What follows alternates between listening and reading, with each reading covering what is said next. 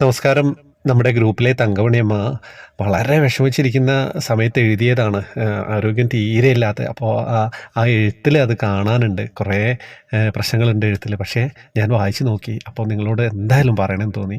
പ്രിയപ്പെട്ട ശ്രീകാന്ത് മോഹന്, ഞാൻ തങ്കമണിയാണ്, റായ്പൂർ ഛത്തീസ്ഗഡിൽ നിന്നും. ഞാൻ തൃമധുരത്തിലെ ഒരു അംഗമാണ്. ഇതിനു മുൻപ് അനുഭവം അയച്ചിരുന്നു. അത് മോൻ വായിച്ചിട്ടുണ്ട്. കേട്ട് കഴിഞ്ഞ് എൻ്റെ അനിയത്തി വിളിച്ചു പറഞ്ഞു, ഗുരുവായൂർ അമ്പലത്തിൽ പോയ അനുഭവമായിരുന്നു എന്ന്. മോൻ്റെ അവതരണശേഷി അത്രയ്ക്ക് മനോഹരാണ്. ആരും ഇഷ്ടപ്പെട്ടു പോകും. ഭഗവാനിലേക്ക് കൂടുതൽ അടുപ്പിക്കുകയും ചെയ്യും. മോനെ, ഒരു പ്രത്യേക അനുഭവം അറിയിക്കാനാണ് കേട്ടോ ഞാനിത് എഴുതുന്നത്. എൻ്റെ ഉണ്ണിക്കണ്ണൻ എന്നോട് പിണക്കത്തിലാണ്. അതിന് കാരണമുണ്ട്. എനിക്കും ഹസ്ബൻഡിനും കഴിഞ്ഞ മാസം ഏതാണ്ട് 2-ാം തീയതി മുതൽ അസുഖമാണ്. വൈറൽ ഫീവർ തുടങ്ങി.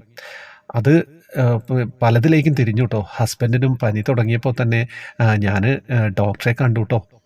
എൻ്റെ ഡോക്ടറുടെ അടുത്ത് കൊണ്ടുപോയി. പോകുന്ന അന്ന് തന്നെ വിളക്ക് കത്തിച്ച് പ്രാർത്ഥിച്ചപ്പോൾ പറഞ്ഞു, എൻ്റെ ഉണ്ണി, എൻ്റെ കണ്ണേ, ഹോസ്പിറ്റലിൽ പോകുമ്പോൾ ഒരുപാട് ടെസ്റ്റ് കാണും, ഒന്നിലൊരു പ്രശ്നം കാണരുതേ, ഞാനത് ത്രിമധുരത്തിൽ ഇട്ടേക്കാമെന്ന്. CT scan, x ray, blood test ഒക്കെ ചെയ്തു. ഒന്നിലൊരു പ്രശ്നമില്ലായിരുന്നു. പക്ഷേ പിറ്റേ ദിവസം ആയപ്പോഴേക്കും ഞാൻ കിടപ്പിലായി. പിന്നെ പെട്ടെന്ന് മോൻ അഹമ്മദാബാദിൽ നിന്ന് ഫ്ലൈറ്റിൽ എത്തിയിട്ടോ. ഡോക്ടറുടെ അടുത്ത് പോയി എല്ലാ ടെസ്റ്റും നടത്തി. അങ്ങനെ ഞങ്ങൾ സുഖം പ്രാപിച്ചു. എനിക്ക് ഓർമ്മയുണ്ടായിരുന്നു ത്രിമധുരത്തിലിടുന്ന കാര്യം. എന്നും വിളക്ക് കത്തിക്കും ഞാൻ. അപ്പോൾ പറയായിരുന്നു, ഞാൻ മറന്നിട്ടില്ല എന്ന് ഇട്ടേക്കാമെന്ന്.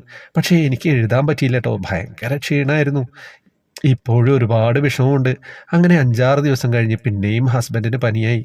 രാത്രിയിലെ വിഷമം കണ്ട് ഞാൻ മോനെയും മോളെയും വിളിച്ചു കേട്ടോ. കണ്ണൻ എന്താ ചെയ്യേണ്ടത് എന്നറിയില്ല. വിവരം അറിയിച്ചു. മോൻ ഉടനെ പിറ്റേ ദിവസം രാവിലെ തന്നെ എത്തി. മോളും അപ്പോഴേക്കും എത്തി.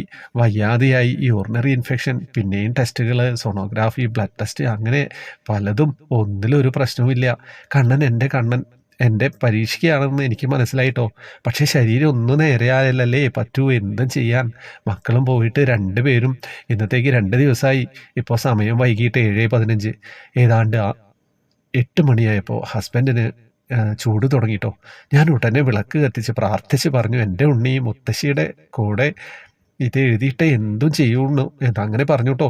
അങ്ങനെ എഴുതാൻ തുടങ്ങിയതാണ്. ഇടയ്ക്ക് ഞാൻ ചെന്ന് നോക്കിയപ്പോൾ ചൂടില്ല. എനിക്ക് സമാധാനമായി. എൻ്റെ ശ്രീമോനെ, ഇത് കഴിയുന്നതും എളുപ്പം ഒന്ന് വായിച്ച് എൻ്റെ കണ്ണൻ ഉണ്ണിയെ ഒന്ന് കേൾപ്പിച്ചേക്കാമോ? എൻ്റെ പൊന്നുമുത്തേ, മുത്തശ്ശിയോട് പിണങ്ങരുതേ. ഇപ്പം മാറിയില്ലേ? പിണക്കം മാറിയില്ലേ?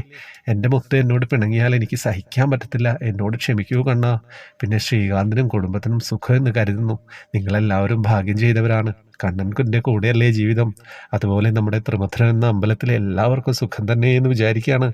എല്ലാവരെയും ഗുരുവായൂരപ്പനെ അനുഗ്രഹിക്കട്ടെ. അതിനുവേണ്ടി പ്രാർത്ഥിക്കുന്നുണ്ട്. മോനെ, ഒന്ന് വായിച്ച് നോക്കണം കേട്ടോ. പറയാത്തത് മുതൽ ഒരുപാട് തെറ്റുകൾ ഉണ്ട് കേട്ടോ. എഴുതാൻ പിടിക്കാൻ പാടുണ്ട്. കൈ വഴങ്ങുന്നില്ല. ഹരേ കൃഷ്ണ. എന്താ കഥ? കൈവഴങ്ങുന്നില്ല. ആ എഴുത്ത് കണ്ടപ്പോൾ എനിക്ക് മനസ്സിലായി, ക്ഷീണിച്ചിട്ടല്ലേ എഴുതുന്നത്. പക്ഷേ ആ ക്ഷീണമൊക്കെ ഭഗവാൻ കാണും കേട്ടോ. പ്രാർത്ഥിച്ചുകൊണ്ടിരിക്കുക. നമുക്ക് ഭഗവാനല്ലേ കൂട്ടിനുള്ളത്.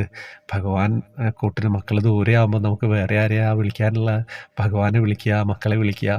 മക്കൾ പറന്നു വരുന്നു പറയുന്ന ഇതാണല്ലേ. അഹമ്മദാബാദിൽ നിന്ന് ഫ്ലൈറ്റിൽ മകൻ വന്നു എന്ന് കേട്ടപ്പോൾ ഞാനതാ വിചാരിച്ചത്. മക്കളെ, അമ്മയ്ക്ക് എന്തെങ്കിലും പ്രശ്നം ഉണ്ടാകുമ്പോൾ, അച്ഛനെന്തെങ്കിലും പ്രശ്നം ഉണ്ടാകുമ്പോൾ മക്കളെവിടെയാണെങ്കിലും പറന്നു വരാൻ ശ്രമിക്കും. എത്താൻ പറ്റുന്ന ദൂരത്തിലാണെങ്കിൽ. എന്താ കഥ? ഒന്നും പറയാനില്ല. അത്രയും ഗംഭീര അനുഭവമായിരുന്നു. ഒന്നും പറയാനില്ല. അത് തന്നെ. നിങ്ങൾ അയക്കുക കേട്ടോ. വാട്സപ്പ് ഗ്രൂപ്പിൽ ജോയിൻ ആവുക. എന്നിട്ട് മാത്രമേ അയക്കാവുള്ളേ. അല്ലെങ്കിൽ നിങ്ങളെ എനിക്ക് അറിയേയില്ല, മനസ്സിലാവുകയില്ല, എന്താ പറയേണ്ടതെന്നറിയില്ല. 2 മാസം ലേറ്റ് ആവുകയും ചെയ്യും. അങ്ങനെയൊക്കെയാണ് കഥകൾ. ഹരേ കൃഷ്ണ.